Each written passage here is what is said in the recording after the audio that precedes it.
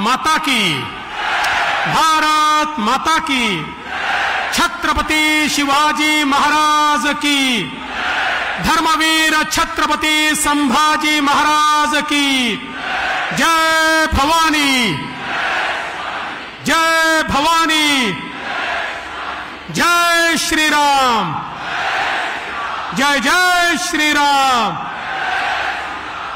हिंदवी स्वराज्याचे सरसंस्थापक छत्रपती शिवरायांना मानाचा मुजरा करतो।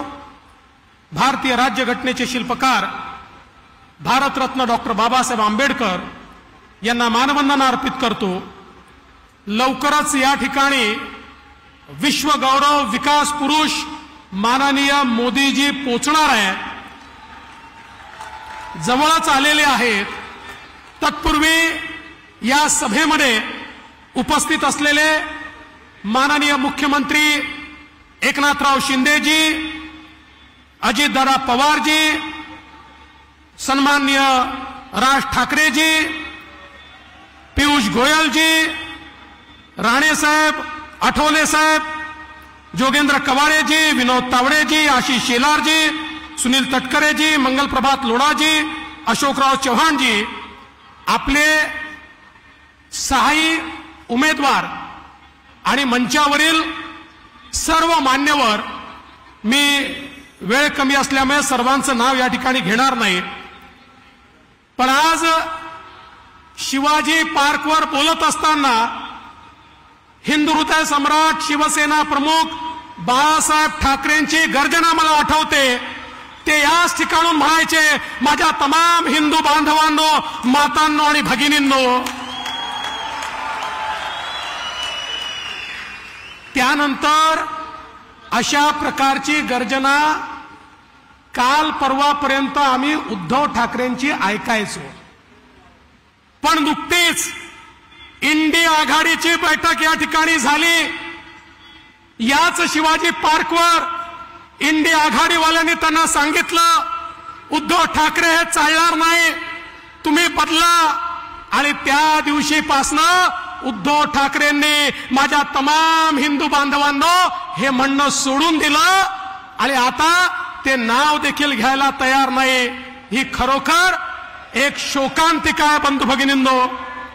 आपण बघा, या ठिकाणी वंदनीय बाळासाहेब ठाकरेंची सभा व्हायची, त्यावेळी काय शब्द असायचे, शिवशाहीचा भगवा झेंडा, देशाला हिंदुस्थान म्हणा, कडवट हिंदू यांनी वाट लावली।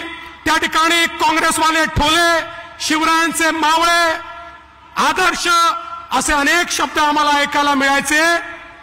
आता आम्हाला काय ऐकायला मिळतं, उद्धव ठाकरेंच्या भाषणांमध्ये अर्धवटराव, गजनी, कडेवर, हिणकस, बाप चोरला, पक्ष चोरला, चिन्ह चोरलं, हिंदुत्व वेगळं, काँग्रेसला मत देणार, घरी बसून काम करणार, माझा कुटुंब माझी जबाबदारी, याच्या पलीकडे आज आपल्याला काही ऐकायला येत नाही। पण बंधू भगिनींनो, आपण पाहू शकतो माननीय मोदीजींच्या नेतृत्वात जी महायुती या ठिकाणी तयार झाली आहे, या मुंबईमध्ये, या महाराष्ट्रामध्ये गेल्या 10 वर्षामध्ये जे परिवर्तन आपण बघितलं, ते परिवर्तन आम्ही या ठिकाणी सांगतो।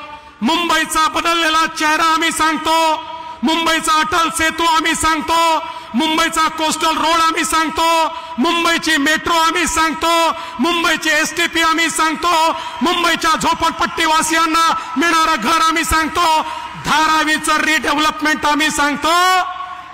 इंडिया आघाडीवाल्यांनो, सांगा तुम्ही या ठिकाणी काय सांगू शकता? अरे एक प्रोजेक्ट, एक मुंबईकरांकरता केलेलं तुमचं एक काम तरी या ठिकाणी दाखवा। खरं म्हणजे बंधू भगिनींनो, कोविडचा तो काळ आठवा, ज्या काळामध्ये आपल्या नातेवाईकांशी लोक संबंध दाखवू शकत नव्हते, सर्वकडे अंधकार होता, काय होईल ही चिंता लोकांना होती।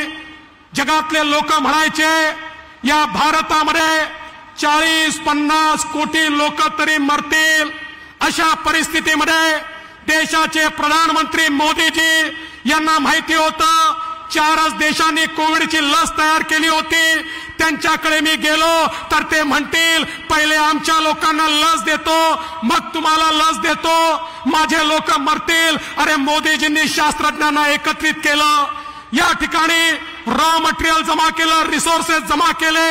जगाच्या पाठीवर अनेक देशांकडे हे रॉ मटेरियल होतं. ते रॉ मटेरियल मोदीजींनी मिळवलं आणि जगामध्ये भारत हा 5वा देश झाला ज्यांनी कोविडची लस या भारतामध्ये तयार केली आणि 140 कोटी भारतीयांना कोविडची लस त्या ठिकाणी मोदीजींनी दिली. बंधू भगिनींनो, मोदीजी कोविडची लस देत होते त्यावेळी या ठिकाणी मुंबईत काय चाललं होतं? उद्धवजींच्या नेतृत्वात काय चाललं होतं? उद्धवजींच्या नेतृत्वात त्यावेळी खिचडीचा घोटाळा चालला होता. त्यावेळी रेमडेसिवीरचा घोटाळा चालला होता. त्यावेळी ऑक्सिजनचा घोटाळा चालला होता. आणि प्रेताच्या टाळूवरचं लोणी खाणं काय असतं त्याचा अर्थ आम्हाला समजला. बॉडी बॅगचा घोटाळा चालला होता. म्हणजे या ठिकाणी खिचडी चोर आणि कफन चोर आम्ही पाहत होतो. एकीकडे मोदीजी सेवा करत होते आणि या ठिकाणी हे चोरी करत होते. बंधू भगिनींनो, कुठेतरी यांना या ठिकाणी आपल्याला जो जबाब आहे तो निश्चितपणे मागावा लागेल. आणि म्हणून मी तुम्हाला एवढीच विनंती करण्याकरता आलोय. निवडणूक आली की नवीन या ठिकाणी जुमले सांगितले जातात. आता निवडणूक आल्यानंतर हे म्हणतात उद्योग पळवले. आमच्या उदय सामंतजींनी सांगितलं अरे आपलं कर्तृत्व असावं लागतं. 5 वर्ष मी मुख्यमंत्री होतो. मी मुख्यमंत्री व्हायच्या आधी गुजरात पहिल्या क्रमांकावर होता. मी मुख्यमंत्री झालो. पुढचे 4 वर्ष महाराष्ट्र पहिल्या क्रमांकावर आणला आणि आपल्या नंतरचे 4 राज्य हे एकत्रित केले तरी महाराष्ट्र पहिल्या नंबरवर होता. या ठिकाणी उद्धव ठाकरेजी मुख्यमंत्री झाले. पहिल्या वर्षी कर्नाटक पहिल्या नंबरवर गेला. दुसऱ्या वर्षी त्या ठिकाणी गुजरात पहिल्या नंबरवर गेला. पुन्हा शिंदे साहेबांच्या नेतृत्वात आम्ही आलो. मी माझ्या पहिल्याच इंटरव्ह्यू मध्ये सांगितलं शिंदे साहेबांच्या नेतृत्वात आम्ही पुन्हा नंबर 1 होणार. आणि मला आनंद वाटतो महाराष्ट्राला आम्ही पुन्हा नंबर 1 वर आणलं. आणि पुन्हा गुजरात, कर्नाटक आणि दिल्ली यांचा एकत्रित इन्व्हेस्टमेंटचा विचार केला तरी महाराष्ट्राची इन्व्हेस्टमेंट पहिल्या क्रमांकावर आहे. याचं कारण काय आहे? तुम्ही जर वसुली कराल, तुम्ही त्या ठिकाणी तुमचेच लोक, तुमचेच पोलीस जर या ठिकाणी बॉम्ब ठेवण्याचं काम करतील. आणि मी सांगितलं होतं त्यावेळी माझ्यावर उद्धवजींचा दबाव होता. उद्धवजी मला देखील म्हणाले की वाझेला परत घ्या. मी म्हटलं घेणार नाही. ते झाले, त्यांनी वाझेला परत घेतलं. त्या वाझेने तो खून केला. त्याच्यावर उद्धवजींना विचारलं. उद्धवजी म्हणाले वाझे काय लादेन आहे का? त्यांना नंतर लक्षात आलं या ठिकाणी इन्व्हेस्टरनी येणं बंद केलं. बंधू भगिनींनो, आणि म्हणून मी तुम्हाला एवढंच सांगण्याकरता आलोय. आज अवस्था काय आहे? या ठिकाणी मुंबईवर लगातार हमले झाले. हे हमले झाल्यानंतर खऱ्या अर्थानं आमच्या शहीदांना या ठिकाणी आमचे करकरे साहेब असतील, कामटे साहेब असतील, साळसकर साहेब असतील, आमचे तुकाराम ओंबळे असतील, ज्यांनी मुंबई करता जीव दिला. आज बघा काय अवस्था आहे. उज्ज्वल निकमांना तिकीट दिल्यानंतर हे नालायक काँग्रेसवाले आणि इंडिया आघाडीवाले त्या ठिकाणी म्हणतात उज्ज्वल निकमांनी कसाबचा अपमान केला. ते म्हणतात कसाबने त्या ठिकाणी करकरेंना मारलंच नाही. अरे नालायकांनो, मतान करता या मुंबईच्या आणि या देशाच्या शहीदांचा अपमान करू नका. या ठिकाणी आपल्याला लक्षात येत आहे परिस्थिती काय आहे. अरे इंडिया आघाडी अजमल कसाब सोबत आहे आणि आम्ही उज्ज्वल निकम सोबत आहोत. हा फरक आज आपल्याला या ठिकाणी पाहायला मिळतोय. आणि म्हणून बंधू भगिनींनो, आज ज्यावेळेस यांच्या लक्षात आलंय की आता आपल्याला लोक मतं द्यायला तयार नाही, आपली मतं कमी झाली आहेत, तर यांनी आता तुष्टीकरण सुरू केलंय, लांगुल चालन सुरू केलंय. आता यांनी त्या ठिकाणी लांगुल चालन सुरू केलं. अरे आमचं मत आहे, या देशाच्या रिसोर्सेसवर पहिला अधिकार हा गरीबाचा आहे. तो गरीब हिंदू असो, मुस्लिम असो, शीख असो, ईसाई असो, बौद्ध असो, या ठिकाणी मोदीजींनी कधी धर्माच्या आधारावर भेदभाव केला नाही. पण बंधू भगिनींनो, आज बघा मतांची लाचारी काय आहे. मतांची लाचारी ही आहे की आता उद्धव ठाकरेंनी या ठिकाणी हिंदू हृदय सम्राट बोलणं सोडून दिलं आणि बाळासाहेबांच्या नावाने कॅलेंडर छापतात आणि त्याच्यावर जनाब बाळासाहेब ठाकरे लिहितात. ही अवस्था आज यांची आली. आज यांच्या सभांमध्ये त्या ठिकाणी मशालीचे पटके घालून टिपू सुलतान जिंदाबादचे नारे लावतात. अरे बंधू भगिनींनो, या देशातली मतं कदाचित कमी पडतात म्हणून त्या ठिकाणी पाकिस्तानातनं राहुल गांधींकरता ट्विट केलं जातं, केजरीवालांकरता ट्विट केलं जातं.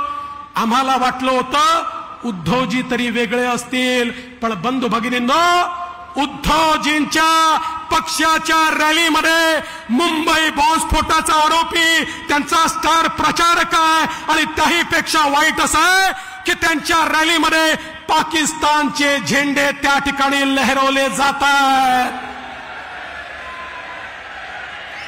बंधू भगिनींनो, पाकिस्तानचा झेंडा लहरवून या ठिकाणी जर मत मागण्याची वेळ आली तर त्याच्यापेक्षा राजकारणातनं निवृत्ती स्वीकारली पाहिजे. पण हे मतांचे लाचार आहे. यांची लाचारी अशी आहे की आता या ठिकाणी हे काही करू शकतात आणि म्हणून आता वोट जिहादचे व्हिडिओ चाललेले आहेत. हे सांगतात वोट जिहाद करा, हे सांगतात वोट जिहाद करा.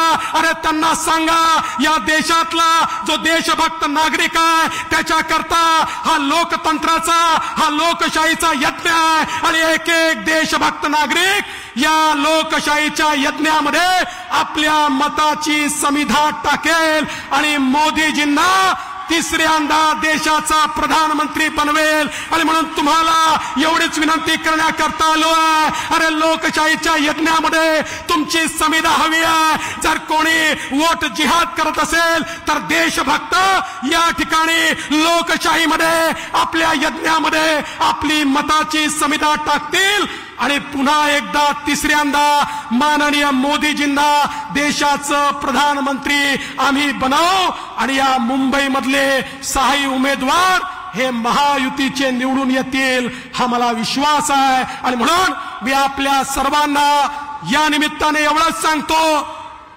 कमळ असू द्या की धनुष्यबाण असू द्या, कमळाचं बटन दाबलं तरी वोट मोदीजींना, धनुष्यबाणाचं बटन दाबलं तरी वोट मोदीजींना. त्यामुळे 20 तारखेला इतक्या प्रचंड संख्येनं या की या मुंबईचा सर्वाधिक आशीर्वाद हा मोदीजींना मिळाला पाहिजे, एवढीच विनंती करतो आणि माझं बोलणं संपवतो. जय हिंद, जय महाराष्ट्र.